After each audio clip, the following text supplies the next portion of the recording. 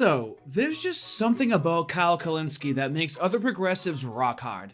It's as if they have a fetish for the insufferable. All they do is gish gallop with such abusively misleading and incorrect propaganda, I won't be able to restrain myself from fact-checking my favorite Kyle sophistry.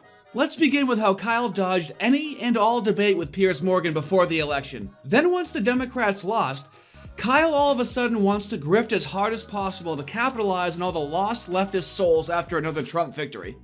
Before the 2024 election, it was about a month ago, and we talked about this, and Kyle Kulinsky said he's been receiving multiple invitations from Piers Morgan to appear on Piers Morgan Uncensored, but he kept declining the invitation. I was like, dude, you've got to do it. And first making his uncensored debut, the host of the Kyle Kulinsky show, Kyle Kulinsky. Well, Kyle, welcome to Uncensored. We're trying to get you for a long time. Let's have a little chat with you before we get reaction from the panel. But why did the Democrats blow it so badly, and what do they do to avoid this happening again in 4 years? I mean, the simple answer is that Kamala Harris kind of codes as a technocratic status quo manager, and Trump codes as a change agent. And so, I mean, to sum it up as simply as possible, voters just thought he's going to deliver more change, she's more of the same, and they broke for him. Joe Biden is the most popular US president in history. Why do they want change? If the Democrats have such good policies, why did the people, the workers, the working class, why did they want change? Why did they want something different once the Democrats were in power? Do you ever resolve that in between your ears, buddy? Who would you like to see run the party now? I mean, what's the future of the Democrats looking like to you? Jon Stewart. I've been pushing that since the day Trump won this time around, because what we need is, honestly, a controversial, charismatic celebrity might make all of the difference, but it's that mixed with Bernie Sanders' policies of actually delivering social democracy for people, raising their pay, getting them health care. I think that's the magic stew. And honestly, I think it's a shame that more people aren't talking about the controversial, charismatic celebrity portion of Trump being so successful, is that you can't keep the cameras off him. He's entertaining. Love him or hate him, you can't stop watching him. And so we need to sort of mirror that on the left. And I think the way of doing that is Jon Stewart. Typical progressives, they don't create anything. All they do is say, we need our version of Trump. Just copying the private sector as always. Make your own thing. You're not gonna have a left version of Trump. He cries about needing a left version of Joe Rogan, a left version of Trump. Create your own thing. You can't. All you people do is co-opt things and then jump onto the next ship as the previous one burns into the ocean. So again, Jon Stewart, if the future of electoral politics is populism, and that there's this zeitgeist of celebrity influence where we have to have celebrities, I think Jon Stewart's probably the best we could possibly go with. So again, A+ analysis so far. How is that an A+ analysis when Joe Biden is the only person to ever defeat Trump to become president? The only person you've ever had that's beaten him has not been what you just said is an A+ analysis. I can't. Especially when Piers Morgan is about to explain to Kyle Kulinsky, in the most polite way possible, how most of us feel pushing back against what Kyle Kulinsky wants to prescribe onto society. This is why you cannot talk to these people. This is why you just have to make videos on them and mock them. Because Piers Morgan is about to tell Kyle Kulinsky exactly what he should hear in order for him to understand the steel man of his interlocutors. I would add to that what Bill Maher's been warning for a long time to liberals, speaking as a liberal himself. And I'm pretty much where he is politically, I think. I feel the same way. And I know you've been keen to say, look, Kamala didn't mention any of these woke issues, whatever, but she's very much associated with a lot of those woke issues. She's certainly voted in line with a lot of the more progressive stuff, like allowing transgender athletes in women's sport and so on. So she's seen to be a progressive who then moved rapidly to the centre when she got the nomination, and it was all too much of a screech for people, probably on both sides. But this whole woke ideology, I don't mean the original woke ideology of raising awareness for racial and social injustice. I mean the way it's become a kind of new form of fascism, where the far left just basically want to cancel, shame, and humiliate absolutely anybody who disagrees with them about anything.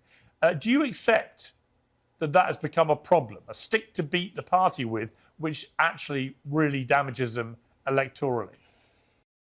before Kyle responds, note what Piers Morgan said, that it's actually the left and the Democrats who are fascist and fascistic because they're woke. Yes, because they're woke. A property of being woke, or communist, is hate speech laws.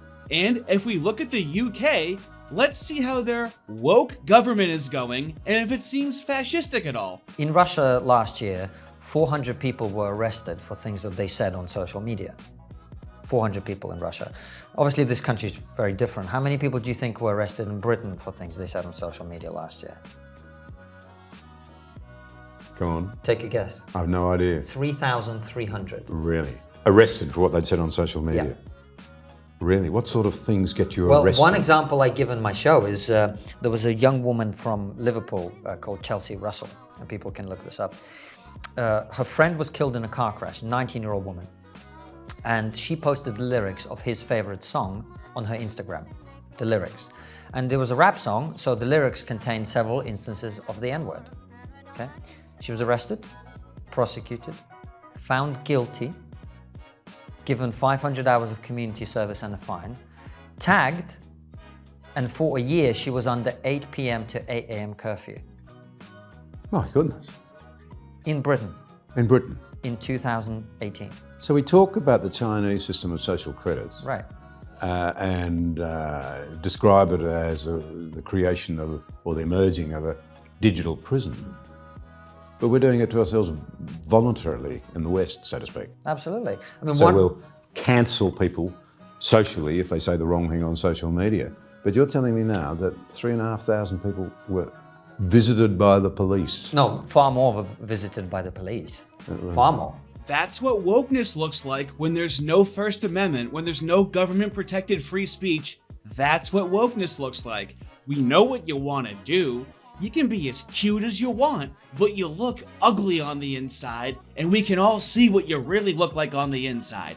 But this is the same Piers Morgan who clutches his pearls and freaks out anytime that the Democrats refer to Trump as fascist, right? You can't call Trump a fascist, even though he's an authoritarian who tried to stage a coup, both on January 6th in terms of the insurrection and also the fake elector scheme. You can't call him a fascist even when people who know Donald Trump much better than Piers Morgan, at least professionally, have referred to Trump as a fascist. So his best example of how Trump is a fascist isn't what he did when he was president, any fascist policies or anything like that. It's when he was leaving office after there was nationwide political terrorism across the country during a pandemic lockdown, and saying that Trump tried to steal the election. Okay, so that's how he's fascist.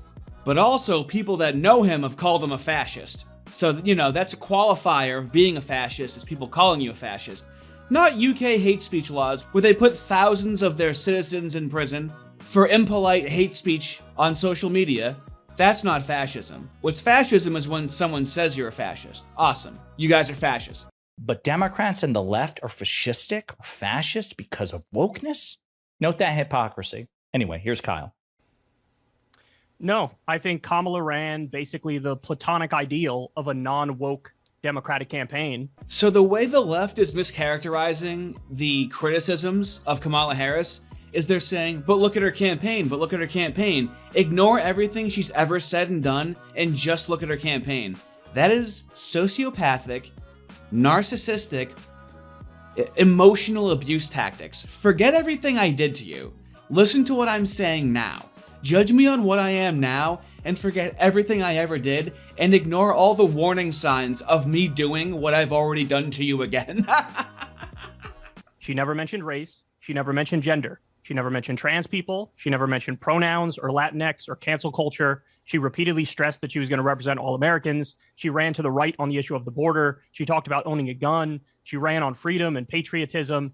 And so when you put all that stuff together, I simply don't know what people are talking about when they say she's they're too woke. talking about She her doesn't mention record. those things at Well, all. hang on. They're talking about her record as vice president of the Biden administration, where they never stopped talking about this stuff for nearly 4 years. So you could pretend when you get the nomination, whoa, I'm a centrist and I'm a gun-toting Rambo, by the way, as well, to all you Second Amendment people. But actually, if you judge her on what she said and did in 4 years, she was a progressive left person.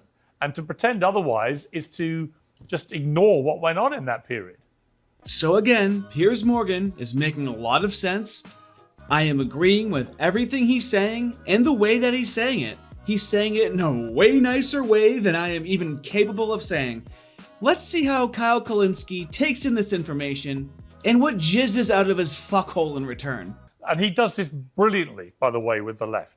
He sucks you in because he just shoots them a hip and he says stuff that crosses his mind or whatever. And rather than pick him off on stuff he actually does, you all go completely nuts every time he opens his mouth and says something a bit crazy. And if I was advising the Democrats, I'd be like, stop doing this. You're literally playing into his trap every time you do this. Just pick him off on the stuff he actually does. Then you got a better chance. All right, I'll do that. Here, ready? He arrested and charged 6 journalists with felony rioting. He wanted to invoke the Insurrection Act to deploy the U.S. to deploy our own troops against George Floyd protesters. These are all things that are actually on the record, things he actually did. And the thing that I find incredibly frustrating is that nobody talks about it. Trump magically gets a pass for things he actually did. He doesn't.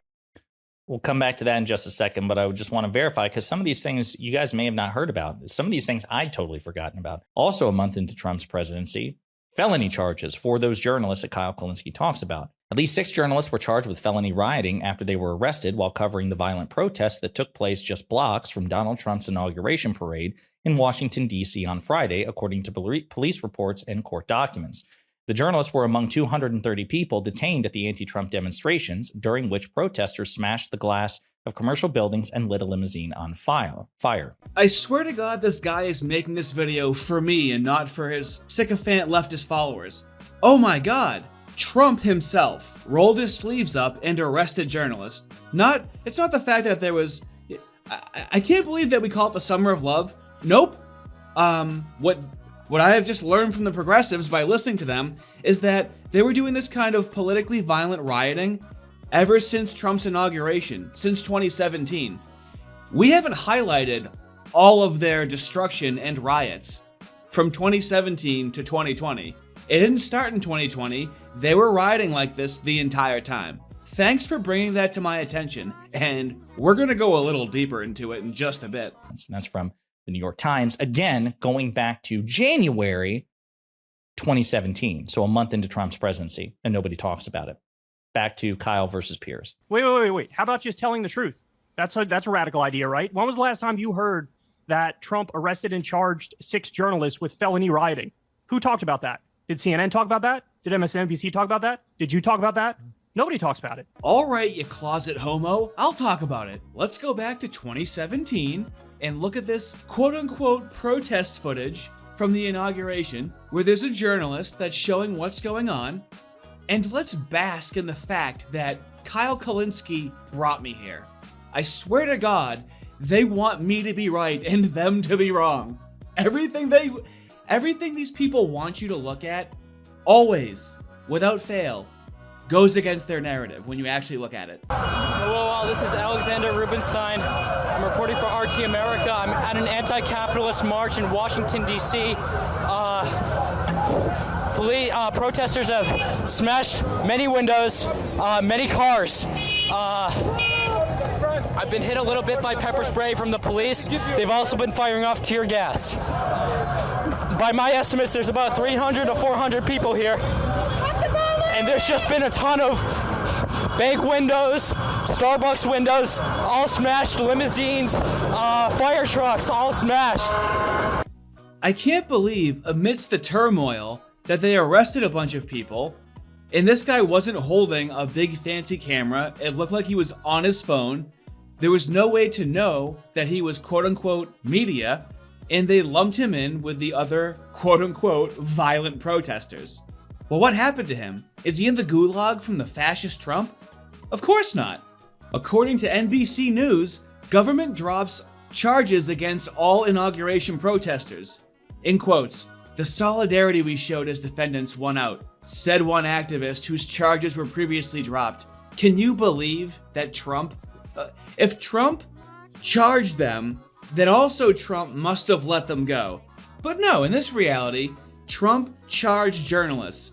It wasn't that a massive riot broke out from communists on the left, as tends to happen when Trump is in office, and they over-arrested people. I don't know why they would want to over-arrest and overcharge people and make them afraid of catching a felony if they're going to behave like that. I actually wish that we kept that up. It may have prevented what happened in the summer of 2020. Wow, what a fascist.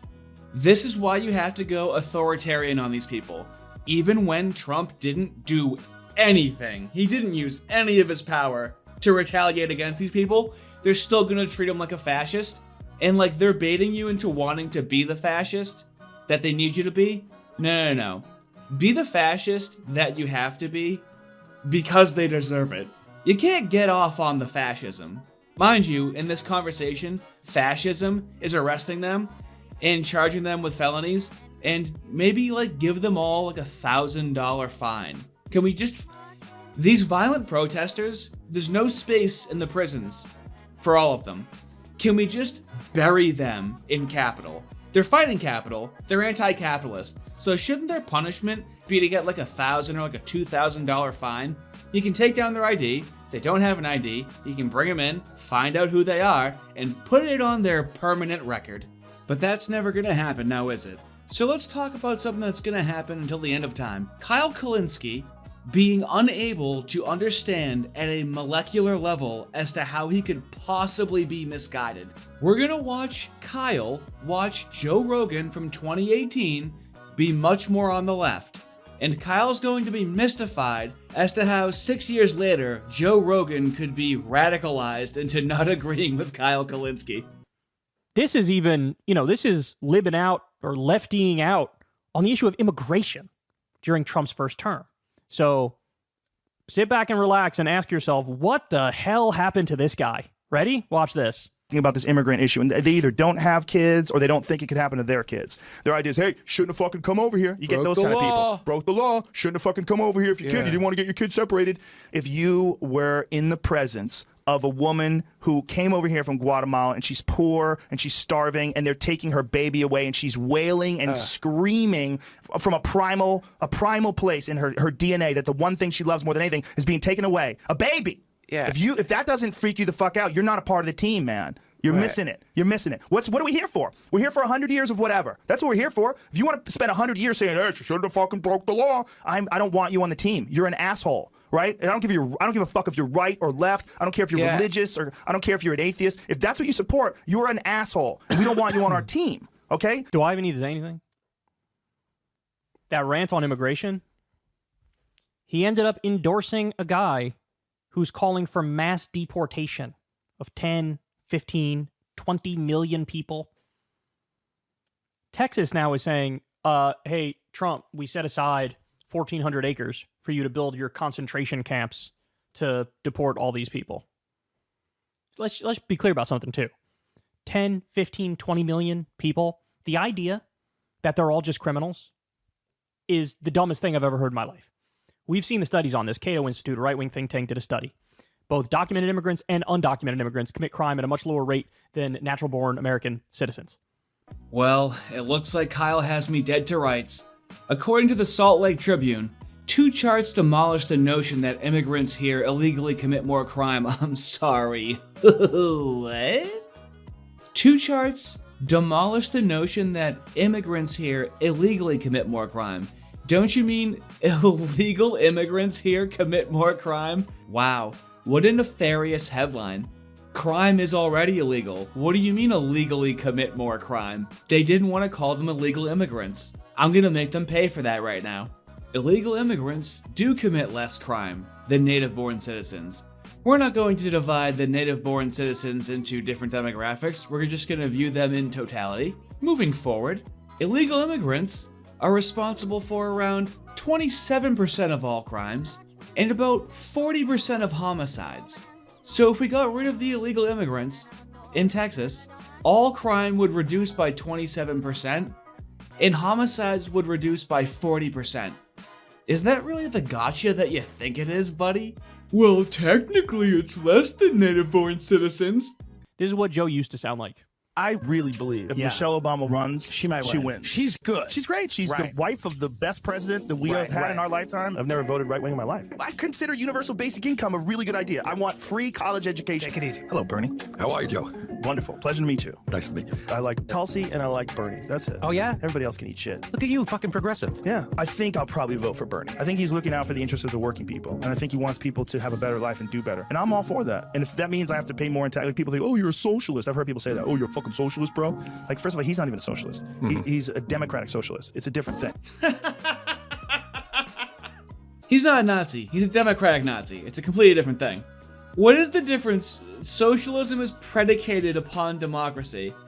And so these were the lies that we were told in 2018, before 2020, and then Joe Rogan experienced this democratic socialism in California, and then he moved to Texas, and then he changed his mind. So that's how we know how Joe Rogan changed his mind. How did Kamala change her mind? The people who were criticizing Joe as being right-wing were correct. They were right. They were right. You say all this, then you endorse the guy who believes in the opposite. Good job, Kyle. You're almost there. So Joe Rogan said these things in 2018. Kamala said the things that she said in 2019, and she wasn't on a podcast. She was in office talking about what she wanted to do when she gained power. So I guess the Democratic Party is right-wing, because to try and get people's votes, they started trying to appeal to Joe Rogan. I guess the DNC is right-wing. Huh. I wonder what direction the progressives want to push the Democratic Party in. Because, I mean, obviously they're right-wing because they acted like they were left-wing and then they appealed to right-wingers. I wonder what it means for progressives to want to push the Democrats further left.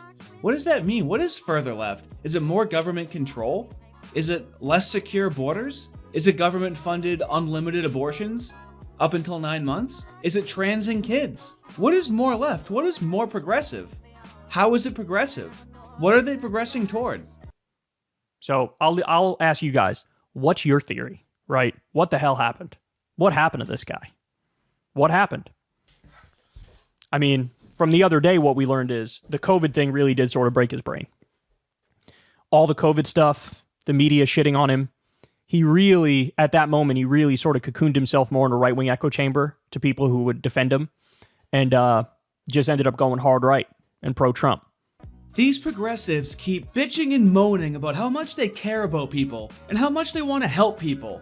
But apparently it's at the cost of being berated, lied about, defamed, and completely demoralized. Kyle's like, yeah, we tried to demoralize him and then he went to the other side. That's usually how it goes. Why is that your strategy?